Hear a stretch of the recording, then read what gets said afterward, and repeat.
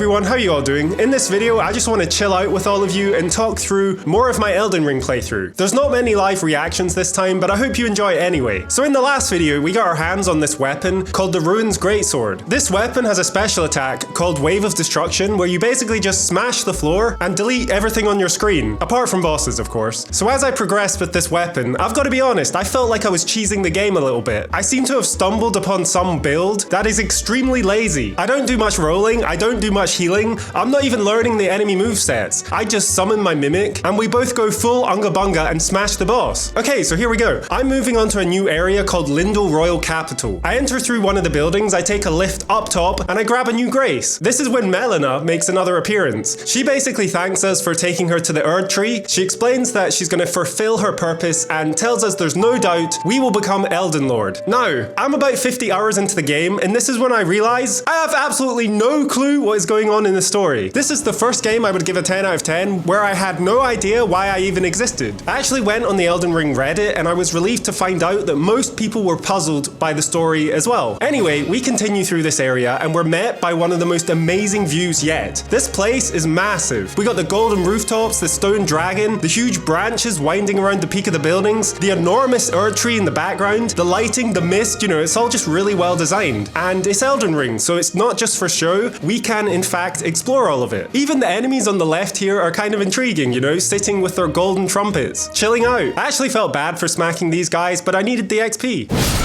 And yes, if you upset these enemies, for example, by smashing their friend, they actually blow fairy liquid bubbles at you, and it's quite funny. So I'm in the lower section of the city here, and there's these knights that hit pretty hard. They all just get deleted by my giant slab of concrete though, and I realize why it's called the Ruin's Greatsword now. It just ruins everything. Next, I find this beast guarding a bridge, but he caught sight of my weapon and leaped away. Smart move, to be honest. Are you scared to challenge thee, the man who wields the mighty concrete slapper, my boy? I'm making my way downtown. There's more knights. They have backup this time though. It's their grandpa, and the grandpa's come out and shank me. This is probably one of the few times you'll hear a live reaction in this video. Fuck! Next, I find myself climbing the enormous tree branches. There's enemies along here, but they're pretty weak. They do have spears though. I suppose one prod and we might have fallen off the map or something. But after climbing the branch, we meet a boss, and his name is Godfrey. Every time there's an empty room with no enemies, there's gonna be a boss, but for some reason, it always surprises me. I tried to make an escape, but there's no turning back. This guy is ready, and he instantly goes ham with his large axe. I get some hits in, but he's just swinging relentlessly. And then I'm spamming the rolls, getting the timing wrong on every single hit. Godfrey is pretty low now. I make some space, I hit him once, he flattens me, and then I'm pretty sure I got the final blow exactly 1 frame before he was about to chop me in half.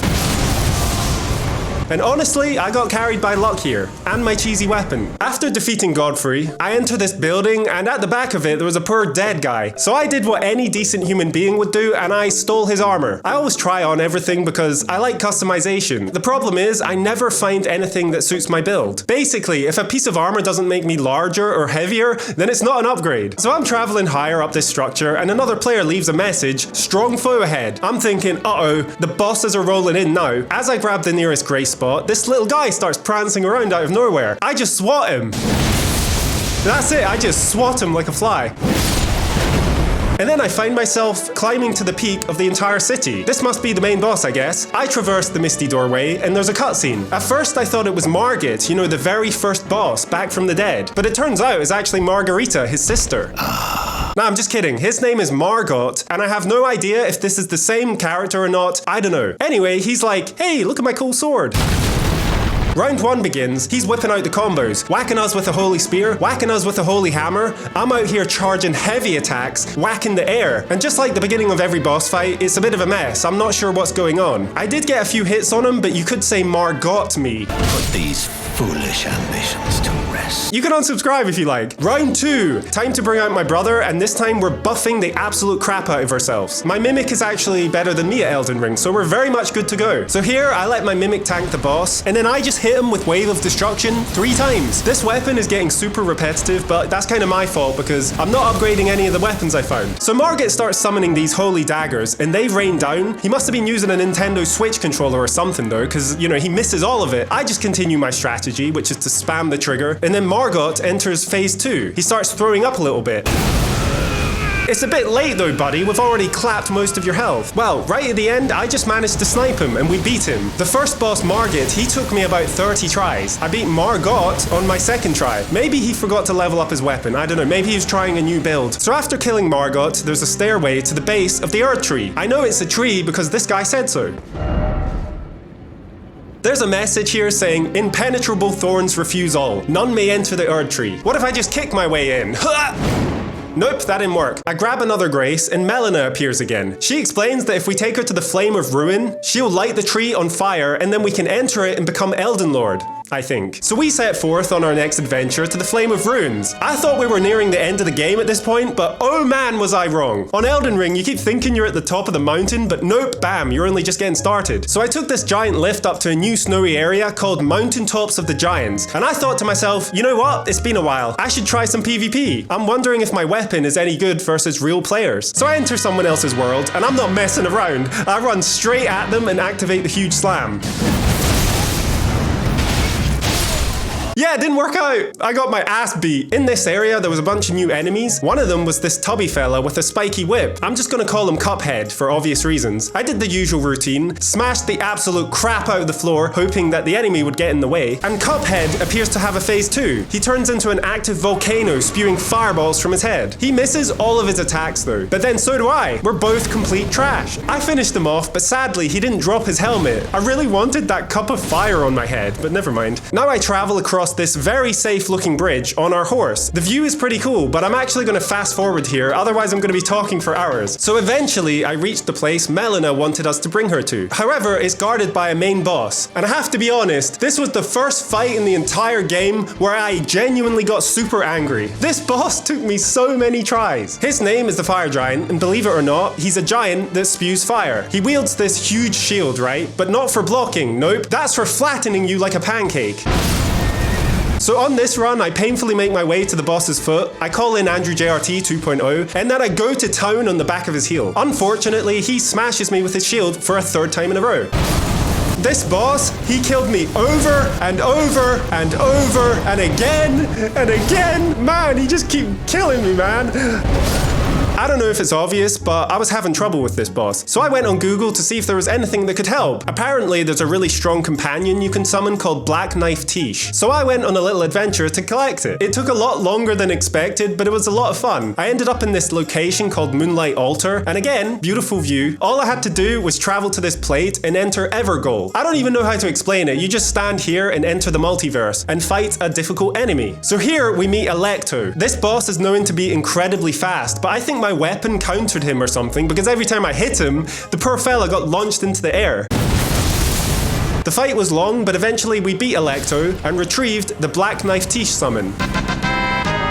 Now here's a great question. Can we even use the summon? Of course not. Our build doesn't have enough mana. Yes, I'm calling it mana. I couldn't believe it. Okay, so now I needed to go farm XP so I could level up and be able to use this summon, right? And I actually learned this farming trick from a donkey video. There's an area with a bunch of tadpoles, right? And they give you a ton of XP for absolutely no reason. All you have to do is equip Bradan's weapon, use the special attack, kill them all, and then reset the area. So I did this for about 30 minutes, leveled up, and now we could summon Tiche. So let's do this. It's time to defeat the Fire Giant. I make my way up to the boss, I run in, I'm feeling pretty confident, you know, I'm warmed up. I roll through the snow, I get under the giant. My plan was the same as always, only this time I was going to summon Tiche. Unfortunately, before I could smash his feet, the boss rolls 10 miles away. It's okay though, Tiche is going to help us, right? Next thing I know, Tiche is dead. She got two-shot by the boss. I'm really confused here. But listen, you actually have to upgrade your summons, and I completely forgot you could even do that. And yes, I died on this run too. Right, this chick is called Roderika and she upgrades your summons. So of course, I upgrade Tiche as much as possible, and now we are ready. I return to the Fire Giant once more, I call in Tiche, and we just blast the absolute crap out of this giant's foot. Every time he ran away, I hopped on my horse and I kept at it. I'm not stopping till this guy's dropping. You know, I'm not stopping till he needs a plaster at least. So finally, we hit phase 2 and we get quite a gruesome cutscene. The Fire Giant starts screaming and he tears off his own leg. And then the eye on his torso opens up. It was a bit odd because when phase 2 begins, he instantly got staggered. It must have been Tiche popping off during the cutscene. I couldn't get a critical strike here, but we did melee him on the hand. Not so bad. The boss goes for a giant slap here. I dodge it, but Tiche dies, man. So now we have to avenge her, you know? We have to honor the fat damage she did during the cutscene. So as the giant lays beside me, I just smack his eyeball as hard as I possibly can. And this was a really tense moment. The fire giant was extremely low, but he could still one-shot me at any second. Just like that, very close. I play it safe though. I trot up behind him on my horse and I swing a fat one on his shin. The job is done. It is complete. Now I can finally go to bed. I'm just kidding, I'm not stopping. I'm not stopping. We're finally where we need to be. I make my way up to the giant cup. I climb across the chain bridge. At the top, there's a huge pit with lava in the middle. I grab the Grace nearby and Melina appears again. She starts talking about how the world is in need of repair. I agree, shit is wild out there. And she asks, are you prepared to commit a cardinal sin? Now apparently, when you select I'm ready, the world changes. However, my brother James, who also plays Elden Ring, recommended that I pick up a few items first. The first thing I pick up was a new set of armor. Do you remember when I said if it doesn't make me heavier, then it's not an upgrade? Well, look at this. Oh! Tubby. Oh, and a dress? I wish I could just look like this. Oh! Oh! Oh! I finally found some armor that suits my build. The problem is, I couldn't wear all of it because it's too heavy. So the next thing I did was travel down to the sewers of this city to get an item that increases our equip load. My brother James joined my game here and we got completely lost in the sewers. It's just this massive maze of bog water. At one point, I got invaded by another player. But James, you know, he saved the day. He just jumped on them with his 2 massive bricks. Eventually, we get to the very bottom of the sewer and there's a boss waiting for us called Mohg. Mohg in the bog. I wanted to solo him because I knew James would just walk in and one-shot him or something. But this guy wasn't much trouble. I just do my usual strategy and we kill him. So after you defeat him, there's a chest that gives you Erdtree's favor. This increases your health, stamina, and equip load. But even with this new item, I cannot equip the full armor set we just found. So I go on another little adventure to get another item that will increase our equip load even more. I had to wander up to this jumbo pot and duel 3 enemies. The first one, he got clapped. The second one, he got clapped too. Third one, clapped. The giant pot then rewards you with a talisman. This vastly raises maximum equip load. This is exactly what we need. Now we can finally wear the new drip. I'm going 100% in for the full strength, huge armor, big smackaroo build. Who needs other stats like faith when you already have faith in yourself, you know? Okay, so this may not be the coolest looking set, but I definitely feel safer in this tubby chunk of armor. So, it is time. It is time to move on. It's time to talk to Melina and commit the cardinal sin. We take her hand and go for a nap. You know, it's no wonder we haven't slept in 70 hours. All I was thinking here was, damn, my belly's huge. Anyway, during the cutscene, Melina catches on fire and burns the Erdtree. She's thanking us for guiding us here, and I'm pretty sure she passes away. It's quite sad. She was hot. And she was the one who recommended the Unga Bunga build. She literally says, let me turn your runes to strength. Not mind or intelligence or dexterity. Strength. At this point, I think I'm close to completing the game. Nope, think again. We've got the whole new area to get bullied by. And it's this crumbling, floating building surrounded by tornadoes. It doesn't look very friendly, but it does look awesome. And after some time, I found myself in this big open room with no enemies. And you know what that means? Boss, right? But it caught me by surprise again. I wanted to try out Radan's weapons here, but not versus a boss. So 2 enemies spawn in, I panic a little, I hide and switch back to my slab of concrete. I called in my Mimic tier by accident. I actually wanted Tiche, but you know, never mind. I drank my mana juice and then I'm ready to go. I recognized this fight from the internet, so I knew it was going to be tough. Basically, I just hid behind some blocks, I used my special, drank my juice, I was ready. But then one of the enemies turned into a donut and flattened me.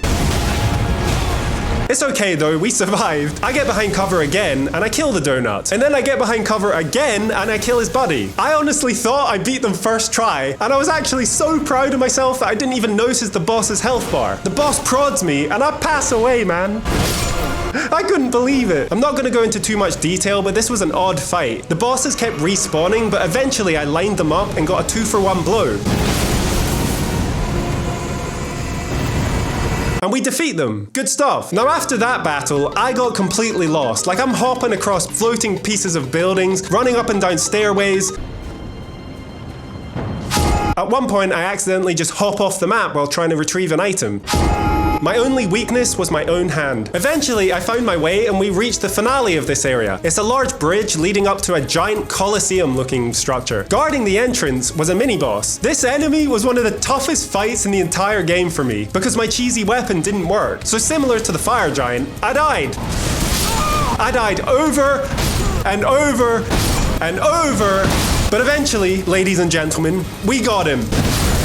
I didn't do anything different, I just waited until RNG got us the win. So this enemy dropped some pretty interesting armor, what do you think? I'm not so sure. Again, if it doesn't make me bigger or heavier, it's not an upgrade. So now we're ready to traverse another misty doorway and see what monstrosity awaits us. I'm not taking any chances here. I walk in, I call in Tiche, and I sprint straight at this beast. I wasn't sure what I was facing at first, it kinda looked like a giant Yoda. I just performed my usual cheese, and we got to phase 2 much faster than expected. A cutscene starts, and every single cutscene in Elden Ring has the same theme, and that theme involves a character stabbing themselves or pulling a limb off. So this beast stabs his own hand, of course, and begins to transform into some humanoid wolf thing in black and gold armor, and it looks awesome. He's holding this black sword with a blood-like aura leaking from it. And I'm not gonna lie, one look at this boss and I thought, yep, I'm dead. So the fight begins, and this is Maliketh apparently. Tiche has done some damage during the cutscene again. Man, I love Tiche, she's OP. Anyway, let me just deliver the news. I died on my first attempt. Yep, I got behind cover to heal up, and he lunged through the pillar at the speed of light and chopped me in half. So I'm on to my second try, and I'm not even gonna explain what happened, I'm just gonna show you. Now, I had a feeling that this boss was going to take me all night to defeat. However, after a couple of tries, I seemed to completely fluke it. In phase 2, I stagger the boss at the perfect moment, and then me and Tiche unleash an enormous combo. I was quite surprised. We basically deleted a third of his health bar. We're just too powerful, what can I say? So after you defeat Maliketh, there's a cutscene of the Erdtree burning. Melina did it, she roasted that entire tree, damn. Next thing you know, we're waking up in another location. It's the city where we were in before, but now it's covered in the ashes from the tree. So this is as far as we've gotten. Thank you for watching, everyone. Leave a like for more videos, it helps me out big time. You can follow me on Twitch and Twitter if you like. I'll leave links in the description. And take care, I'll see you in the next one.